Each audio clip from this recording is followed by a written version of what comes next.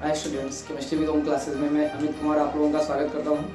आज मैं लेकर आया हूं इलेक्ट्रोकेमिस्ट्री का लेक्चर नंबर 11। इसमें हम पढ़ेंगे शुष्क सेल जानेंगे। और इससे पहले मैंने इस लेक्चर से पहले मैंने सेल के बारे में, गैल्वेनिक सेल के बारे में बात की थी। तो क्योंकि हम जानते हैं हमारे पास रासायनिक सेल जो होती है, वैद्युत रासायनिक सेल, वैद्युत रासायनिक सेल, ये दो प्रकार की होती है। कौन कौन सी होती है तो आप जानते हैं, एक होती है वैद्युत अपघटनी सेल और एक होती है गैल्वेनिक या वोल्टेइक सेल। तो एक हो जाती है वैद्युत अपघटनी सेल, और दूसरी हो जाती है क्या, गैल्वेनिक या वोल्टेइक सेल। गैल्वेनिक या वोल्टीय सेल कह सकते हैं इसको, वोल्टीय सेल बोलेंगे, वोल्टीय सेल। अब यहाँ पे बात करें, जो गैल्वेनिक सेल होती हैं, वैद्युत बड़ी सेल होती हैं, इनको बाह्य स्रोत की आवश्यकता होती है और इनका जो एनोड होता है वो धनावेशित हो जाता है और कैथोड जो होता है वो ऋणावेशित हो जाता है। ऐसा इसलिए होता है क्योंकि ये जो एनोड होता है इसका, वैद्युत बड़ी सेल का, वो बैटरी के यानी जो विद्युत स्रोत जोड़ा जाएगा उसके प्लस सिरे से जुड़ जाता है तो एनोड पॉजिटिव हो जाता है और कैथोड कैसा हो जाता है, निगेटिव हो जाता है। तो एनोड जो होता है, एनोड की बात करें तो ये एनोड इसका ऋणावेशित होना चाहिए, लेकिन कैसा हो जाता है, बल्कि ये पॉजिटिव हो जाता है। और इसका एनोड कैसा हो जाता है, सॉरी कैथोड कैसा हो जाता है, कैथोड कैसा हो जाता है, तो वो पॉजिटिव होना चाहिए, जबकि वो कैसा हो जाता है, ऋणावेशित हो जाता है, निगेटिव हो जाता है। क्यों ऐसा होता है, क्योंकि ये अदर सोर्स से चलता है। किससे चलता है, ये अदर सोर्स से चलती है, ये अदर सोर्स से चलती है। जबकि यहाँ पर बात करें गैल्वेनिक या वोल्टेइक सेल तो ये दो प्रकार की हो जाती हैं। कितने प्रकार की हो जाती हैं, दो प्रकार की। ये दो प्रकार कौन कौन से हो जाते हैं, एक हो जाएगी प्राथमिक सेल, प्राथमिक सेल, और दूसरी हो जाएगी द्वितीयक सेल, द्वितीयक सेल। प्राथमिक सेल क्या होती है आपको पता है, जिनको एक बार यूज करके फिर इसके बाद फेंक दिया जाता है, यानी यूज एंड थ्रो होती हैं। इनको दोबारा पुनः आवेशित नहीं किया जा सकता। ये कह सकते हैं कि इनको पुनः आवेशित नहीं कर सकते हैं, इन्हें पुनः आवेशित नहीं किया जा सकता या नहीं कर सकते। जबकि दूसरी तरफ द्वितीयक सेल होती हैं और ये एक प्रकार से बैटरियां जो होती हैं उनका एग्जाम्पल बेटर हो जाती है। बैटरियां क्या होती हैं, कई गैल्वेनिक या वोल्टेइक सेल जो द्वितीयक होती हैं उनमें गैल्वेनिक सेल जब कई बार रिपीट होती है, श्रेणी क्रम में जोड़ी जाती है, तो एक सेल का निर्माण करती है, जिसको एक सिस्टम का निर्माण करती है जो बैटरी कहलाती है। यानी बैटरी जो है वो गैल्वेनिक सेल के कई बार रिपीट होने से, आपस में जुड़ने से, श्रेणी क्रम में जुड़ने से बैटरी बनती है। द्वितीयक सेल क्या होती है, तो द्वितीयक की बात करें अगर हम, तो ये पुनः आवेशित की जा सकती है, इन्हें पुनः आवेशित किया जा सकता है या किया जाता है। अब इनमें अगर बात करें तो प्राथमिक सेल के एग्जांपल्स कौन कौन से बन जाती हैं, तो प्राथमिक सेल में जैसे शुष्क सेल आ जाती है। कौन सी आ जाती है, शुष्क सेल, मरकरी सेल। और इसमें अगर हम बात करें तो इसमें आ जाती है लेड संचायक, सीसा संचायक सेल,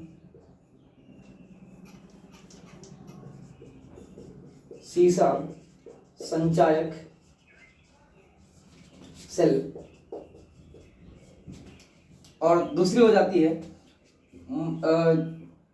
अमलगमित होती है, जो कि जिंक अमलगम सेल कह सकते हैं। उसको क्या कहेंगे, zinc amalgam cell. Zinc amalgam नहीं, इसको कहेंगे हम निकिल कैडमियम सेल। कौन सी, निकिल कैडमियम हो जाती है, निकिल कैडमियम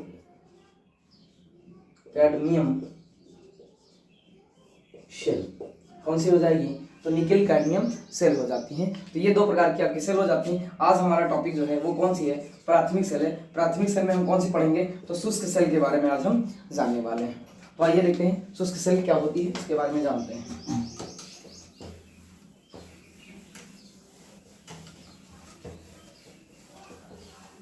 अब शुष्क सेल भी पहले आप समझना जानेंगे, उसके बाद आप जान सकते हैं कि शुष्क सेल क्या है, इससे आसान हो जाएगा।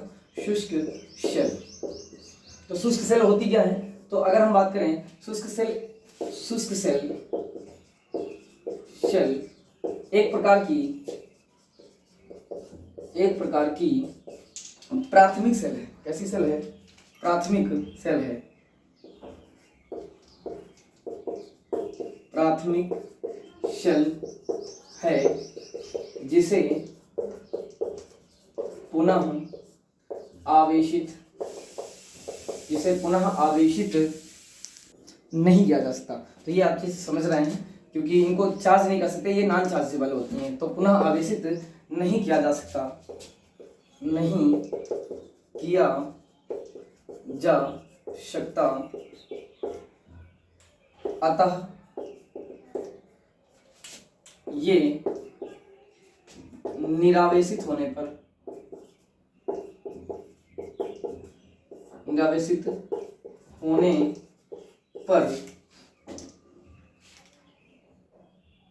विपरीत विद्युत धारा का प्रयोग कर आवेशित नहीं होती। अर्थात इनमें अगर हम विद्युत धारा विपरीत, ऐसा कह सकते हैं कि चार्ज करना, जिसको हम कहते हैं विपरीत विद्युत धारा विपरीत दिशा में देने का मतलब ये है कि चार्ज करना। तो अगर इनको हम चार्ज करेंगे तो ये आवेशित नहीं होती हैं। अब ये होती क्या है, ये एक प्रकार की व्यापारिक सेल होती हैं, नहीं होती। उसके बाद ये एक प्रकार की ये व्यापारिक सेल होती हैं, व्यापारिक सेल होती हैं। इनका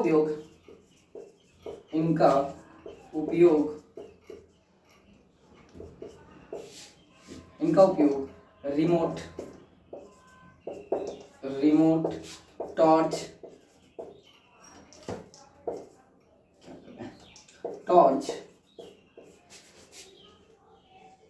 सर्च लाइट,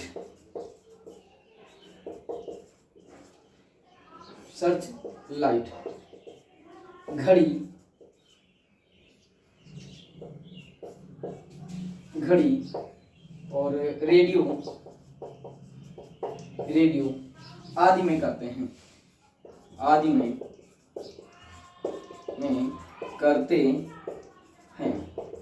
तो ये आपको ध्यान रखना होता है। ये ऐसी सेल होती है। अब इनकी संरचना के बारे में जानेंगे तो कैसी होती है, ये जिंक का पात्र होती है। कैसी होती हैं, तो जिंक का पात्र, क्योंकि हमें, आप इसको पहले नोट कर लीजिएगा, फिर हम आगे बढ़ते हैं। इसको नोट करने के बाद आपको संरचना समझाते हैं शुष्क सेल कैसी होती है और इसके एनोड की और कैथोड की क्रिया क्या होती है।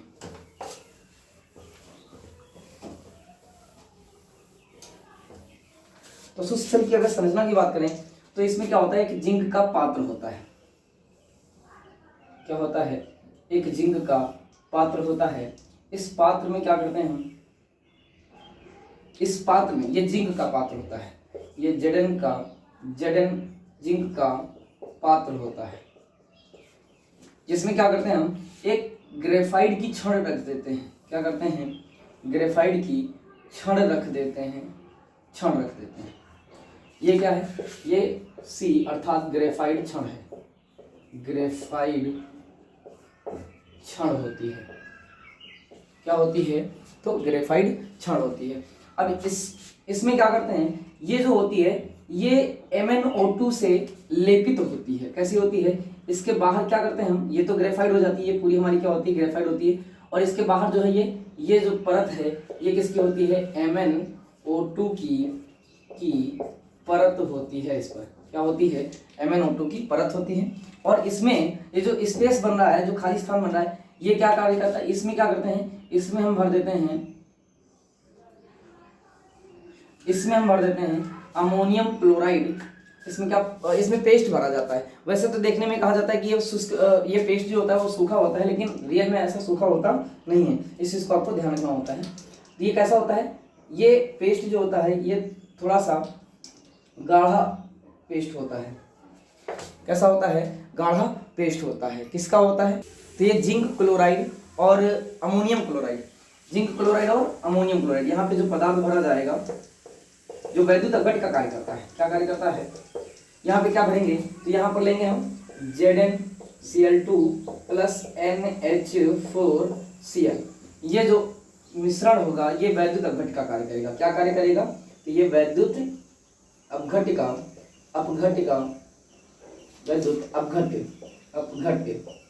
का का कार्य करता है। और यहाँ पर जो जिंक का पात्र होता है ये एनोड का कार्य करता है। किसका कार्य करता है? एनोड का कार्य करता है, जो कि कैसा होता है? ये ऋणावेशित होता है। कैसा होता है? ऋणावेशित होता है। और यहाँ पे जो ग्रेफाइट की छड़ है ये कैसा कार्य करती है? तो ये कैथोड का कार्य करती है। कैसा कार्य करती है? कैथोड का कार्य करती है, जो कैसी हो जाती है? पॉजिटिव आवेशित हो जाती है। और इस पर क्या करते हैं? इस पर मोम की या हम सील्ड लगा देते हैं ब्रॉन्ज की। इसकी ब्रॉन्ज की सील्ड लगा देते हैं, तो यहाँ पे मोम कह सकते हैं, वैक्स लेयर होती है, वैक्स लेयर लगा देते हैं और इसको सील कर देते हैं। अब ये जो सेल पूरी तैयार हो जाती है, इस पर एक कैप लगा देते हैं, इस पर एक कैप लगा दिया जाता है और ये जो सेल बन जाती है, इस सेल को क्या कहा जाता है? शुष्क सेल कहा जाता है। क्या कहा जाता है? शुष्क सेल कहा जाता है। इसका उपयोग कहाँ किया जाता है? तो मैंने बताया इसका उपयोग जो है रेडियो है, टॉर्च हैं और खिलौनों में भी इनका उपयोग किया जाता है। और इसकी जो वोल्टता होती है, इसका वोल्टेज कितना होता है? वोल्ट, ये कितने वोल्ट की होती है? तो 1.5 वोल्ट की लगभग होती है।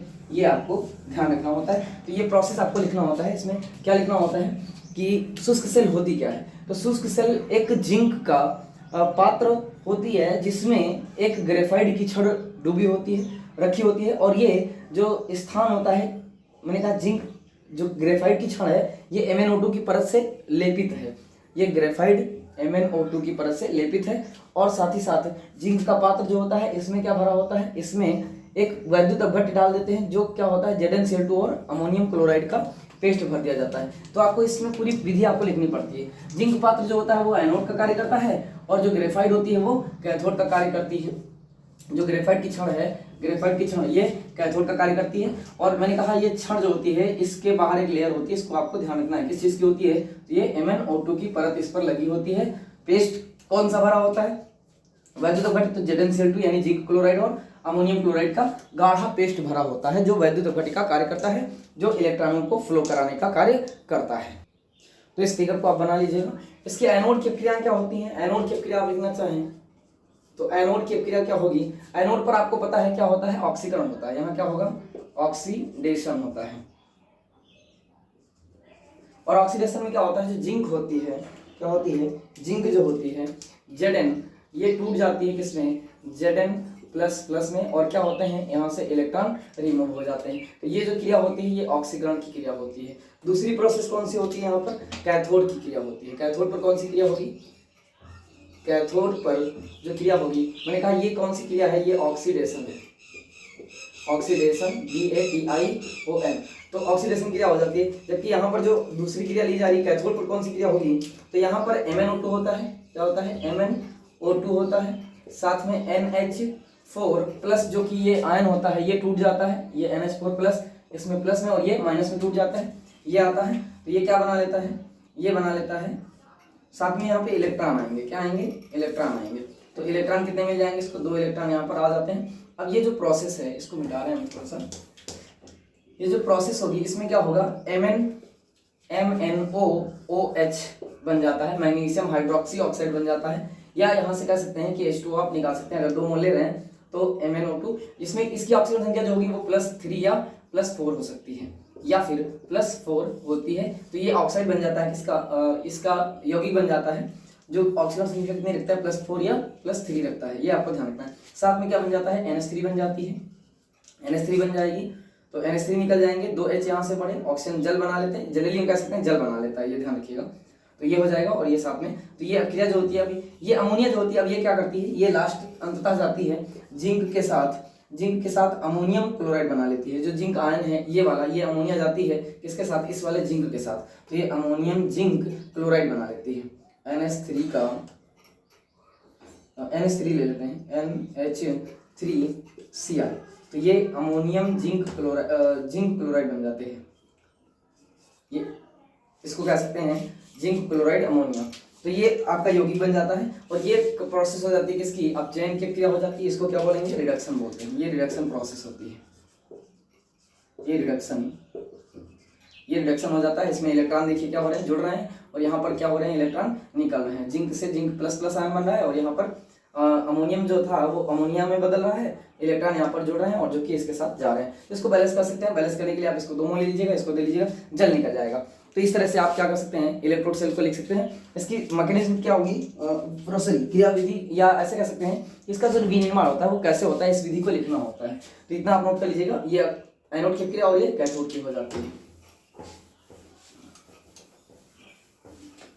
तो अगर बात करें हम ये शुष्क सेल क्या होती है, तो सारी बातें मैंने कर ली हैं इस पर। अब इसके बारे में अगर हम बताएं तो क्या होती है, जो शुष्क सेल होती है, शुष्क सेल एक प्राथमिक सेल है, प्राथमिक सेल है जो जिंक के एक पात्र में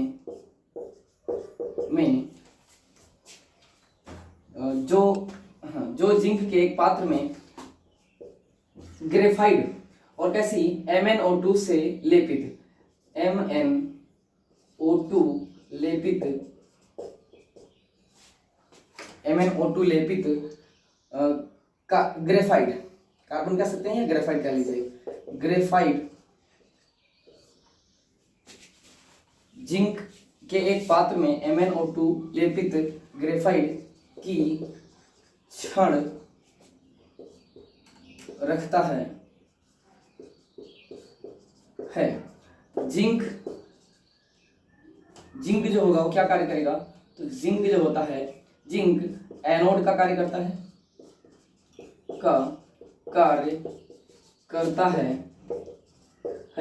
तथा MnO2 ग्रेफाइड की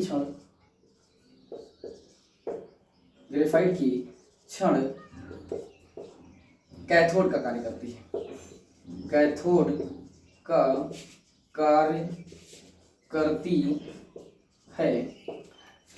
इन दोनों को परस्पर जोड़ने के लिए इन दोनों इलेक्ट्रोडों को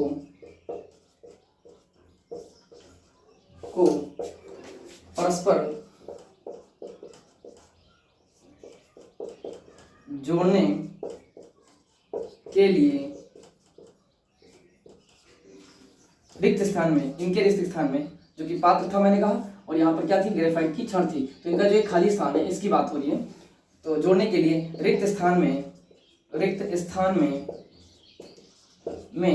क्या करते हैं, तो ZnCl2 zinc chloride plus NH4Cl ammonium chloride का